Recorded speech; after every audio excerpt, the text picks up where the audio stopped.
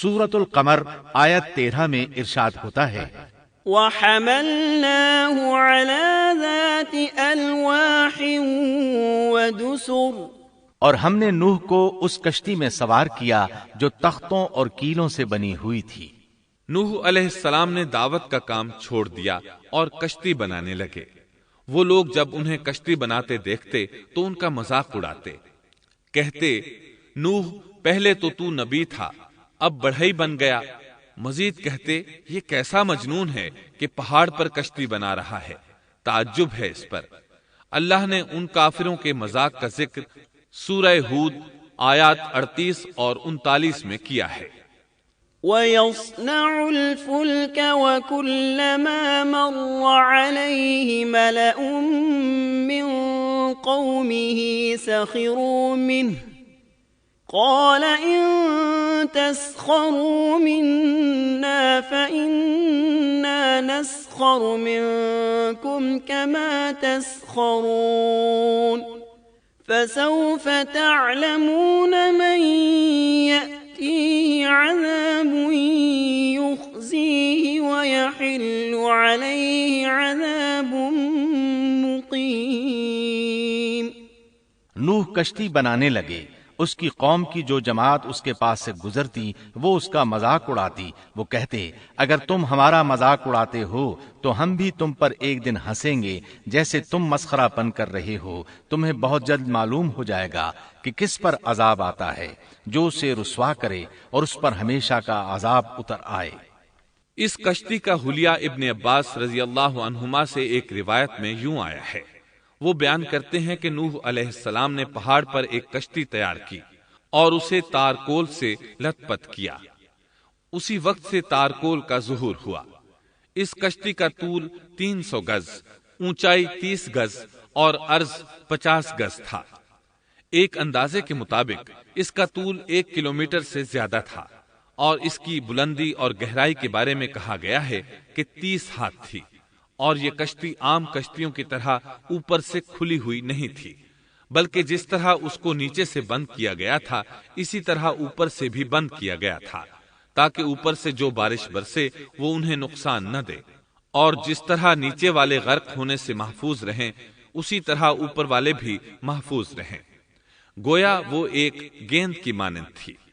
اس میں الگ الگ 3 درجے بنائے گئے تھے، ہر درجے میں ایک دروازہ تھا، اور یہ 3 دروازے اس طرح تھے کہ ہر دروازے کے اوپر ایک دروازہ تھا۔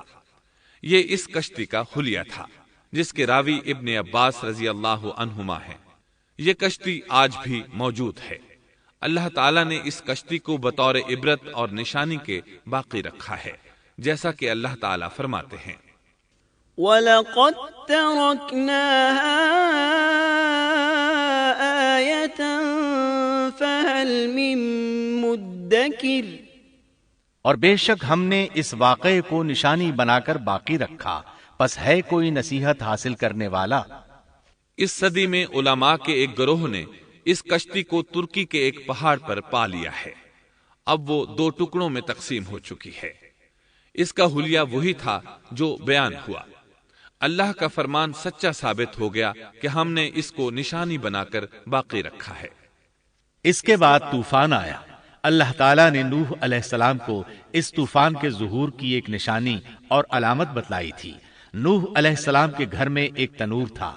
اللہ نے فرمایا جب یہ تنور جوش مارنے لگے اور پانی اس سے ابلنے لگے تو سمجھ لینا اللہ کا وعدہ آ گیا۔ چنانچہ اس وقت مومنوں کو اور اپنے اہل و عیال کو اور زمین پر بسنے والے تمام جانوروں کا جوڑا جوڑا اس کشتی میں سوار کر لینا۔ تنور سے کیا مراد ہے؟ اس کے متعلق مفسرین میں اختلاف ہے۔ بعض کہتے ہیں کہ اس سے مراد ایک چشمہ ہے جو زمین سے نکلتا ہے، لیکن راجح روایات کے مطابق اس سے مراد معروف تنور ہے جس میں آگ جلا کر روٹیاں پکائی جاتی ہیں۔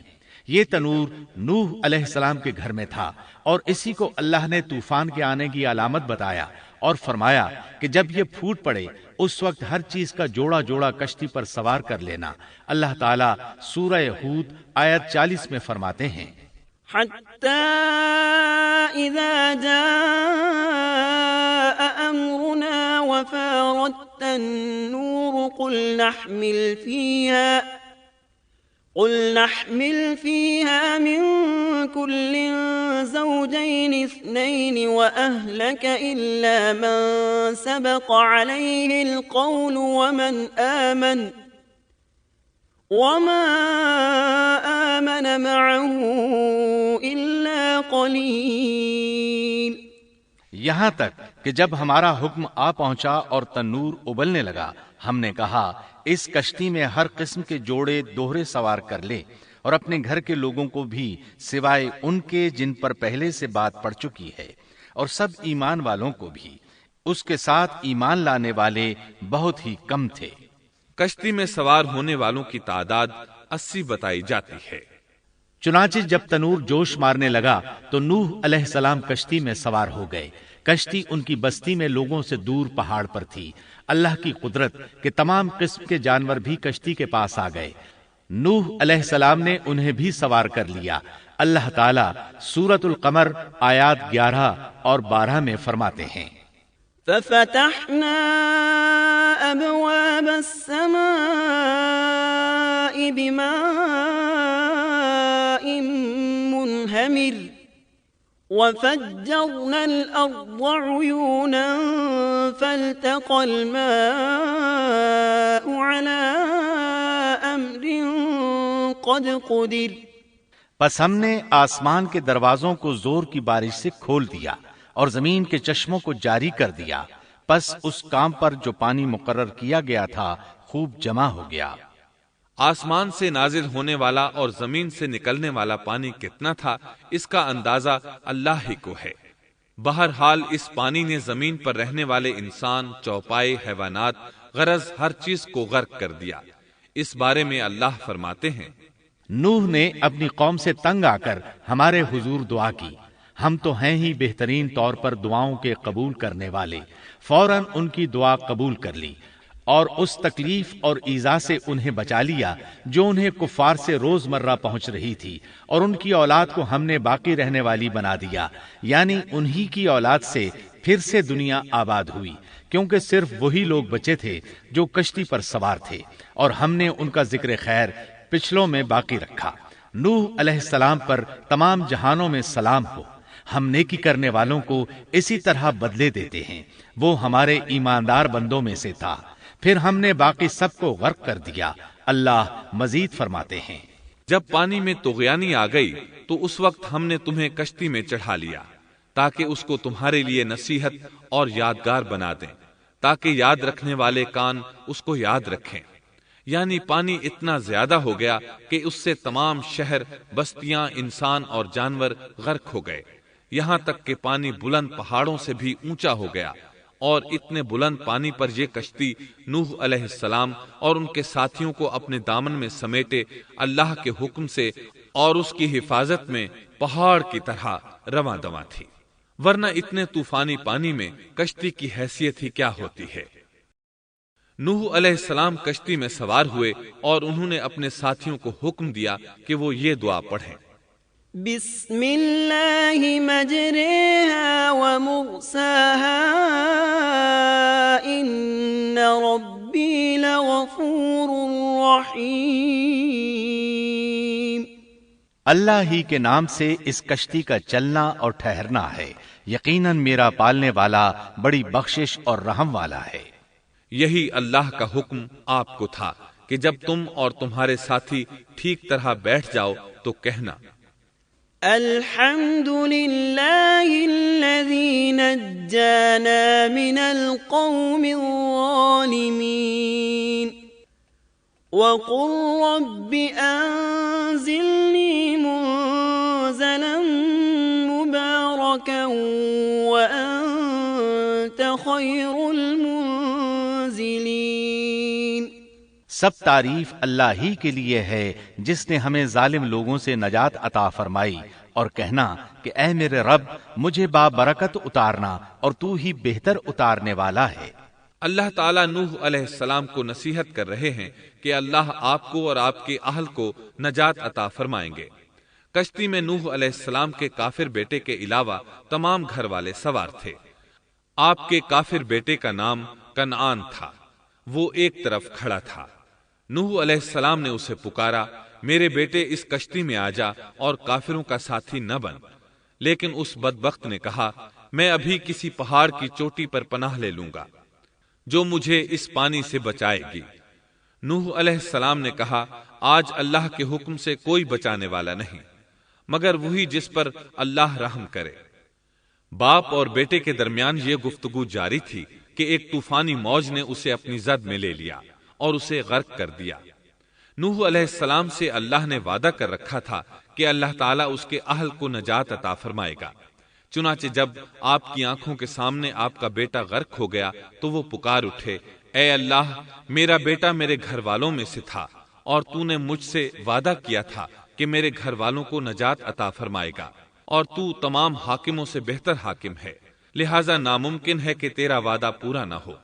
واضح ہو کہ نوح علیہ السلام کا اپنے بیٹے کے بارے میں بات کرنا بطور استفسار تھا، بطور بحث نہیں تھا۔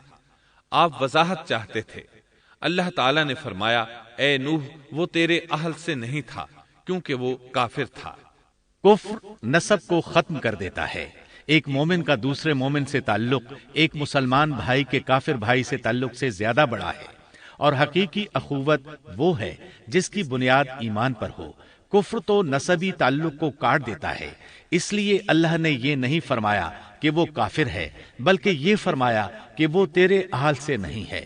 ہمارے لیے بھی یہی حکم ہے، کسی مومن کا کافر کے ساتھ رشتہ نہیں ہو سکتا۔ اس کے ساتھ اللہ نے نوح علیہ السلام کو نصیحت فرمائی کہ آپ ہرگز وہ چیز نہ مانگیں جس کا آپ کو مطلقاً علم ہی نہ ہو، اور ہم آپ کو نصیحت کرتے ہیں کہ جاہلوں میں اپنا شمار کرانے سے باز رہیں۔ جب نوح علیہ السلام یہ بات جان گئے کہ ان کا سوال واقعے کے مطابق نہیں تھا تو فوراً اس سے رجوع کر لیا اور اللہ تعالیٰ سے اس کی رحمت اور مغفرت کے طالب ہوئے۔ اس موقع پر انہوں نے دعا کی، قال رب إني أعوذ بك أن أسألك ما ليس لي به علم وإلا تغفر لي وترحمني أكن من الخاسرين۔ نوح علیہ السلام نے کہا، اے میرے پروردگار، میں تیری ہی پناہ چاہتا ہوں اس بات سے کہ تجھ سے وہ مانگوں جس کا مجھے علم ہی نہ ہو۔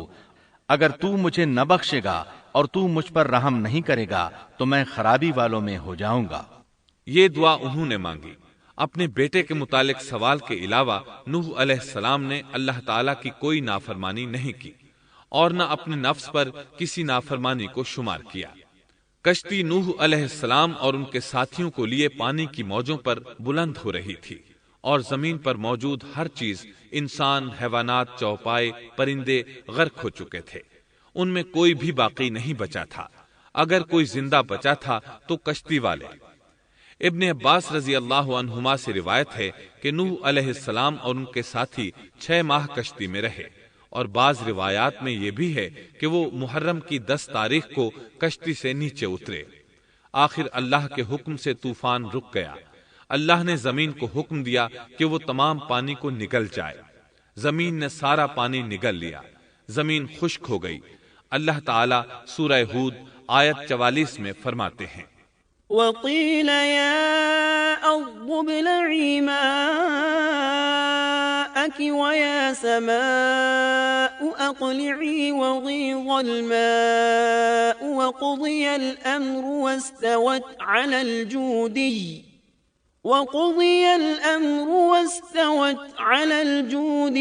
وقيل بعدا للقوم الظالمين۔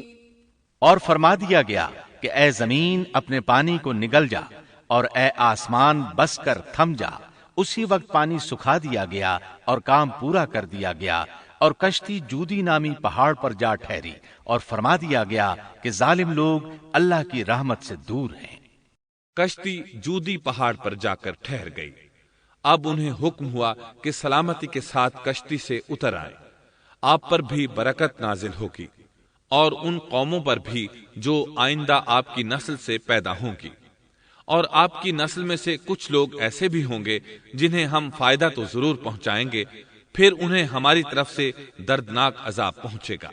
بہت سی روایات میں یہ بات مذکور ہے کہ نوح علیہ السلام ایک لمبی مدت یعنی 6 ماہ کشتی میں طوفان تھم جانے کا انتظار کرتے رہے۔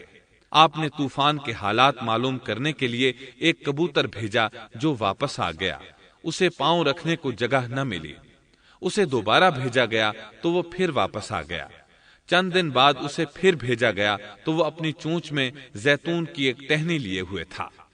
اس سے نوح علیہ السلام نے معلوم کر لیا کہ پانی زمین سے کچھ ہی اونچا رہ گیا ہے اور درخت وغیرہ اگ چکے ہیں۔ کچھ دن بعد اسے پھر بھیجا گیا۔ اس مرتبہ وہ واپس لوٹا تو اس کے پاؤں خاک آلود تھے۔ نوح علیہ السلام نے سمجھ لیا کہ طوفان رک گیا اور زمین خشک ہو چکی ہے۔ سیرت کی کتب میں یہ واقعہ موجود ہے۔ اسی کی بنیاد پر سیرت نگاروں کا کہنا ہے کہ کبوتر کا آنا سلامتی کی علامت تھا اور اس کی چونچ میں زیتون کی ٹہنی نوح علیہ السلام کی بادشاہت کی طرف اشارہ تھا۔ اس طرح نوح علیہ السلام زمین پر اتر آئے۔ اس وقت اولاد آدم میں سے کوئی انسان سوائے ان لوگوں کے زندہ نہیں بچا تھا۔ جزیرہ عرب، فلسطین اور ان کے ارد گرد کا علاقہ غرق ہونے سے محفوظ رہا۔ ان کے علاوہ تمام زمین غرق ہوئی تھی۔ سب کے سب طوفان کی نذر ہو گئے۔ صرف نوح علیہ السلام سے اولاد پیدا ہوئی اور زمین میں ان کی اولاد کے علاوہ اور کسی کی نسل باقی نہ رہی۔ اسی وجہ سے نوح علیہ السلام کو آدم ثانی اور ابو البشر ثانی کہا جاتا ہے، کیونکہ تمام کے تمام بشر انہی کی طرف منسوب ہیں۔ سورۃ الصافات آیات 75 تا 77 میں اسی طرف اشارہ ہے۔ وَلَقَدْ نَادَانَا نُوحٌ فَلَنِعْمَ الْمُجِيبُونَ وَنَجَّيْنَاهُ وَأَهْلَهُ مِنَ الْكَرْبِ الْعَظِيمِ وَجَعَلْنَا ذُرِّيَّتَهُ هُمُ الْبَاقِينَ۔ اور ہمیں نوح نے پکارا تو دیکھ لو کہ ہم کیسے اچھے دعا قبول کرنے والے ہیں۔ ہم نے اسے اور اس کے فرمانبرداروں کو اس زبردست مصیبت سے بچا لیا۔ اس کی اولاد ہم نے باقی رہنے والی بنا دی۔ ایک دوسرے مقام پر اللہ تعالیٰ دیگر امم اور رسولوں کے متعلق کلام کرتے ہوئے فرماتے ہیں، اے ان لوگوں کی اولاد جنہیں ہم نے نوح کے ساتھ چڑھا لیا تھا، وہ ہمارا بڑا ہی شکر گزار بندہ تھا۔ نوح علیہ السلام کے 3 بیٹے تھے، سام، حام اور یافس۔ سام کی نسل زیادہ تر سفید رنگت کی تھی اور بہت کم لوگ ان میں سیاہ فام تھے، البتہ کچھ ان میں گندمی تھے۔